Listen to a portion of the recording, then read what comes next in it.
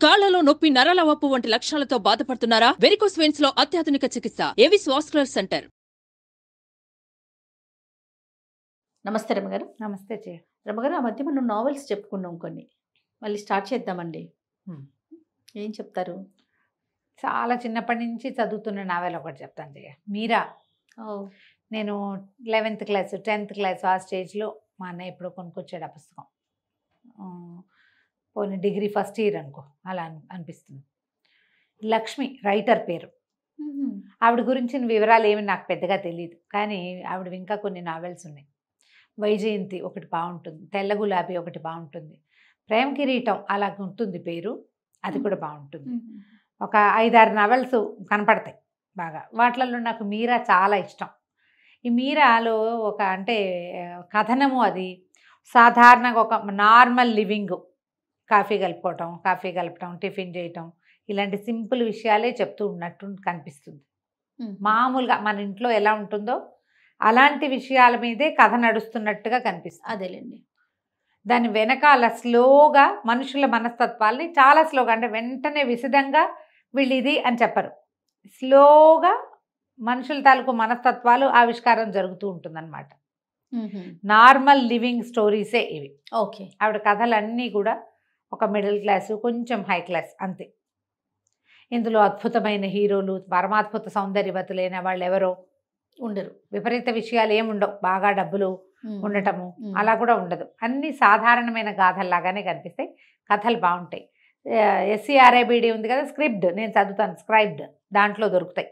ఒక simple living normal స్టోరీస్గా కనపడతాయి. Okay. ఈ మీరా బాగా ఇష్టం నాకు, ఎప్పుడు చదువుతుండేదాన్ని, మధ్య మధ్యలో తోచనప్పుడు కూడా. ఒకసారి చదివింది మళ్ళీ చదువుకుంటారా మీరు? అవునా రవి గారు? నచ్చితే కదండి. అంటే కొంత బాగున్నాయి అనిపిస్తుంది కదా జయ. నేను అట్లా మళ్ళీ మళ్ళీ చదివే పుస్తకాలు బోలెడున్నాయి నా దగ్గర. ఒక 6 నెలలు 8 నెలలు గ్యాప్ వచ్చింది అనుకో, ఇక ఏం లేవు, దొరకలేదు, కొత్తవి ఏం లేవు. ఆ పాత వాటిలలో ఫేవరెట్ బుక్ తీసి చదువుకుంటాము. భలే ఉందండి. అందరూ చదువుతారు జయ ఇట్లా. అట్లనా? బుక్ రీడర్స్, బుక్ లవర్స్ అంటే ప్రతి కొత్త పుస్తకపు ఆకలే ఉండదు, పాత పుస్తకపు సరదా కూడా ఉంటుంది. నేను పిండి వంటలు పుస్తకాన్ని కొన్ని 100 సార్లు చదువుకుంటా. నువ్వు నమ్ముతావా మరి? ఒట్టి వంటలు పిండి వంటలు ఏవి లేకపోతే పిండి వంటలు చదువుకుంటాను కూర్చొని. చదువుకోవటం ఇష్టం అంతే, టోటల్గా అంతే. మంది ఎంత మంచి లక్షణం కదా రమ్మ గారు. బుక్ రీడింగ్ అనేది చాలా మంచి అద్భుతమైన లక్షణం. అవును, నాకు రాలేదు రమ్మ గారు. అది ఎట్లాగో వచ్చేసింది. మా ఇంట్లో ఉంది, అది మా ఇంట్లో ఉండటం వల్ల నాకు కూడా వచ్చింది. నేను ఇంగ్లీష్ చదవలేను కదా జయ, పెద్దగా అసలు చదవలేని తనం కాదు, నడవదు. మీనింగ్ అంత తొందరగా ఎక్కదు. అంతే. ఎక్కుతుంది, మీనింగు ఎక్కుతుంది, చదవనుగలను, కాకపోతే ఎంజాయ్ చేయలేను. ఓకే. మన తెలుగులో ఉన్నంత ఎంజాయ్మెంట్ ఉండదు నాకు. ఇలా అయితే నేను అసలు విశ్వనాథ్ సత్యనారాయణ గారి పుస్తకాలు 100 సార్లు చదువుంటాను, మళ్ళీ మళ్ళీ మళ్ళీ మళ్ళీ మళ్ళీ మళ్ళీ. సూపర్. అవి చదువుతూనే ఉంటాను. కొడగండి కుటుంబరావు గారు కొన్ని పుస్తకాలు అసలు ఇలా అనగానే వాళ్ళ పేర్లు చెప్పేసేయాలి. శ్రీపాద సుబ్రహ్మణ్య శాస్త్రి గారివి భలే బాగుంటాయి జయ. గులాబీ అత్తరు 6వ 8వ ఈ వారంలో చదివాను మళ్ళీ నేను. చదివితే బాగుంటుంది, మీకు తెలియాలి దానిలో రుచి. కాదు చెయ్య, మనం కొన్ని సినిమాలు ఉంటాయా మళ్ళీ మళ్ళీ చూడమా, చూసిన సినిమా అని మానేస్తావా? జగదేక వీరుడు అతలో సుందరి నువ్వు మానేస్తావా? మరి ఏం సినిమా అయితే నువ్వు 2వ సారి చూస్తావు? ఏది చూడవా నువ్వు? వేస్ట్ అంటారా? 2వ సారి అంత పెద్దగా ఎక్కదు గారు. హనీ ఉంది కదా, చూసిన సినిమానే ఒక సినిమా నచ్చింది అనుకోండి, చూస్తుంది. ఫస్ట్ టైం ఎక్కడ చూస్తే నవ్వొచ్చిందో అక్కడే నవ్వుతుంది, 2వ సారి అట్లాగే నవ్వుతుంది, 3వ సారి 10వ సారి చూసినా అదే నవ్వుతుంది రమ్మ గారు. అది నాలాంటిదే ఉంటుంది. ఆల్రెడీ నవ్వేవు కదా, ఈ సీన్కి నీకు మళ్ళీ ఎందుకు నవ్వు వస్తుందంటే ఎంజాయ్ చేయాలి అమ్మా అంటది. అట్లా మీరు కూడా అంతేనా? నేను కూడా అంతే. కొన్ని పాత సినిమాలు అవి మళ్ళీ మళ్ళీ మళ్ళీ మళ్ళీ చూస్తాను జయ నేను. అవునా? చాలా బాగుంది రమ్మ గారు మీ సీక్రెట్స్. ఇలా చాలా మంది ఉంటారు, మేబీ ఇలా చాలా మంది. లేకపోతే పాత సినిమాలు రిలీజ్ అయినప్పుడల్లా ఎలా చూస్తున్నారు, మళ్ళీ ఎలా హిట్ అవుతున్నాయి. అవును. మా బందర్లో వచ్చిన ప్రతి పాత సినిమా మళ్ళీ ప్రతి సంవత్సరం రిలీజ్ అయ్యి ప్రతిసారి చూసేవాళ్ళం మేము. నేను ఒకదాని కాదు, మా ఇంట్లో బోల్డన్ ఉన్నాయి ఇలాంటివి నమూనాలు, బోల్డు. చూసిన సినిమాయే కదా అని మానేయకుండా మాయాబజారు, మిస్సమ్మ ఆపు చేసి పప్పుకూడు, భూకైలాసు, భక్త ప్రహ్లాద చూస్తే మళ్ళీ వస్తే మళ్ళీ చూస్తాం ఇంకొకసారి, ఎన్నిసార్లు చూసినా బాగుంటుంది. కథలు కూడా అంతే. మీరాలో కొద్ది, మీరా ఒక మధ్యతరగతి, ఒక సామాన్యమైన అమ్మాయి. ఈ కథ ఎట్లా స్టార్ట్ అవుతుందంటే, మీరా వాళ్ళ అమ్మ కాంతమ్మ గారు తండ్రి ఉన్నట్టు కథలో చూపించరు. తల్లి పిల్ల. అమ్మాయి ఆవిడేదో ఒక కుట్టు సెంటర్లో పనిచేస్తుంది. సింపుల్ చిన్న టీచింగ్ ఉద్యోగం లాంటిది, మెషిన్ కుట్టాలు అవి చేస్తారు. ఆ సెంటర్లో ఏవో బట్టలు ఇచ్చిరమ్మని ఇచ్చేసి వెళ్ళమని చెప్తారు కూతురికి. ఈ అమ్మాయికి ఒక ఫ్రెండ్ ఉంటుంది, అరుణ. అరుణ అంటే చాలా ఇష్టం. అరుణ ఒక రవ మితభాష, మంచిది చాలా. ఆ అరుణ వాళ్ళ ఇంటికి వెళ్ళాలి. కాలేజీ చదువు, BA చదువుతున్న అమ్మాయి, ఫైనల్ ఇయర్లోనో ఇప్పుడు ఎక్కడో ఉన్నారు వీళ్ళు. అరుణ కూడా చదువుకుంటుంది. ఈ మీరాకి ఈ బట్టలు ఇచ్చి కుట్టు సెంటర్కి వెళ్ళమని చెప్తుంది. ఈ కథ మొత్తానికి కీలకం ఈ మొదటి ఘట్టమే అన్నమాట.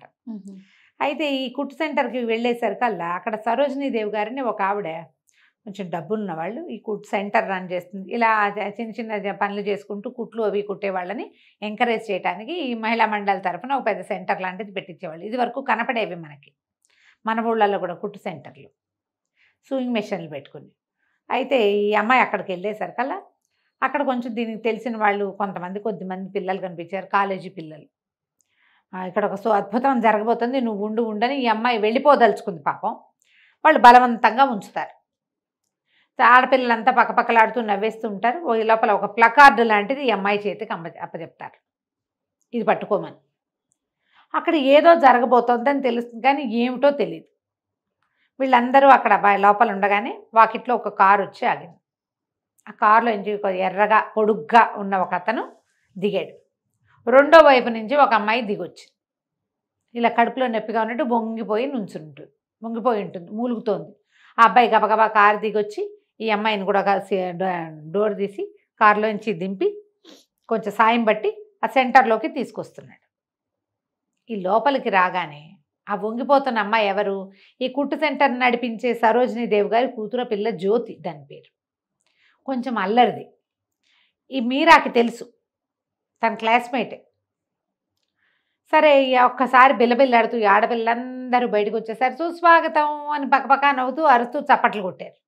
అప్పటిదాకా వంగిపోయి ఉండి మూలుగుతున్న అమ్మాయి చటుక్కున స్ట్రైట్గా లేచి నిలబడి హాహాహా పందెం గెలిచాను వచ్చని గట్టిగట్టిగా మాట్లాడేసింది. ఈ ప్లకార్డు పుచ్చుకుందిగా మీరా, దాని మీద సుస్వాగతం అని రాసింది. ఆ అబ్బాయి చూసేసి అసహించుకున్నాడు వీళ్ళని. ఆ పిల్ల ఎక్కడో కడుపులో నొప్పి పడిపోతే వాడు మోసుకొచ్చాడు. అతన్ని కుట్టు సెంటర్కి తీసుకొస్తానని వీళ్ళతో పందెం కాసింది ఆ అమ్మాయి. ఆ అల్లరి చేస్తున్న ఆడపిల్లల గుంపులో వీళ్ళకి ఏ రకంగానూ సంబంధం లేని మీరా ఈ ప్లకార్డు నుంచునేసరికి ఆ అబ్బాయి మీరాని స్పష్టంగా చూసేశాడు. ఆ అమ్మాయి ఏదో చెప్పడానికి ట్రై చేసింది కానీ అతను చెరచెరా వెళ్ళిపోయాడు. ఆడపిల్లలంతా నవ్వుకున్నారు బాగా. ఈ పిల్లలకు ఎందుకు వచ్చాను నేను అనవసరంగా వీళ్ళ మధ్యలోకి, అయితే చెత్త పిల్లల్లో ఉన్నారు. అతను ఎవరో మర్యాదస్తుడు, పెద్ద కారు మనిషి కూడా బాగున్నాడు, బాగా ఎర్రగా గీసిన కందల్లే ఉన్నాడు, అంతే ఎర్రటివాడు. ఈ పిల్లకి ఏం చేయాలో తెలియలా. తన దారిని తను అరుణ వాళ్ళ ఇంటికి వెళ్ళిపోతుంది. అరుణ ఇంటికి తిరుగుతుంది. ఇలా జ్యోతి వాళ్ళు ఇక్కడ ఏం జరిగింది అనేది సరిగ్గా అరుణకి విడమర్చి చెప్పలేకపోతుంది. వాళ్ళు ఏదో అల్లరి చేశారు అని చెప్పింది. 2 సార్లు అరుణ్ ఇంటికి వెళ్ళాక ఈ అమ్మాయికి ఏం తెలుస్తుందంటే, ఆ రోజు అక్కడికి వచ్చిన ఆ ఎర్రటి పొడుగాటి అబ్బాయి అరుణ వాళ్ళ అన్నయ్య. అప్పటిదాకా అమ్మాయి చూడలే. అరుణ వాళ్ళది ఒక సంగతి. అరుణ ఏంటంటే వాళ్ళ సవితల్లి, ఇవి రెండో భార్య, వాళ్ళ నాన్నగారికి రెండో భార్య అరుణ వాళ్ళమ్మ. అరుణ వాళ్ళ నాన్నగారికి మొదట 2 కుమారులు పుట్టాక భార్య చనిపోతే చెల్లెల్నే పెళ్లి చేసుకున్నారట. ఆవిడ పేరు శాంతమ్మ గారు, ఆవిడకి అరుణ పుట్టింది.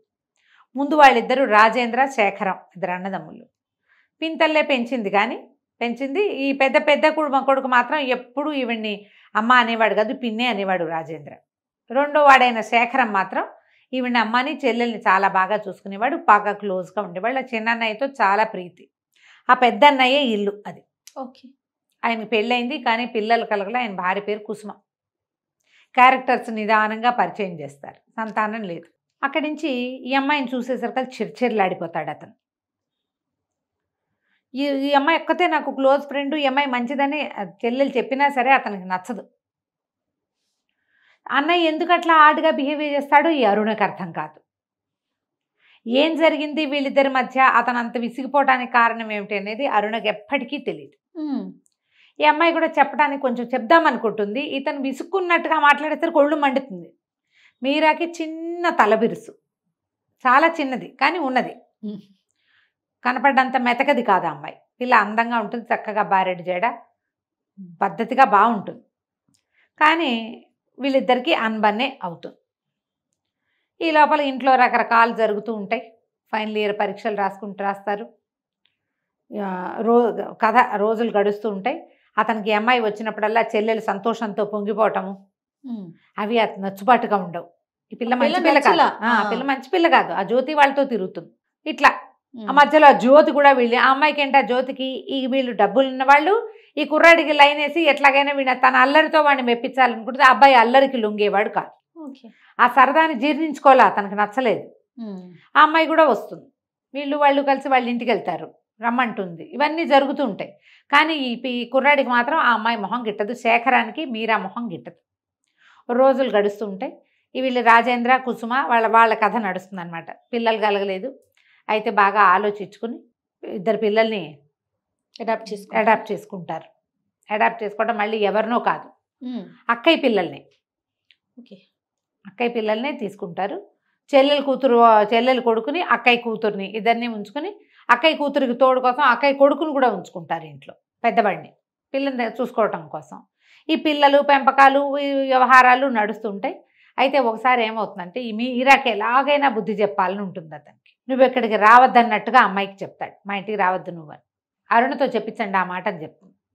అంతేగాని నేను అక్కడ లేనండి అది కాదు అని అతనికి నచ్చ చెప్పడానికి కానీ, నువ్వు పొరపాటు పడ్డావని చెప్పడానికి కానీ ఆ అమ్మాయి ట్రై చేయదు.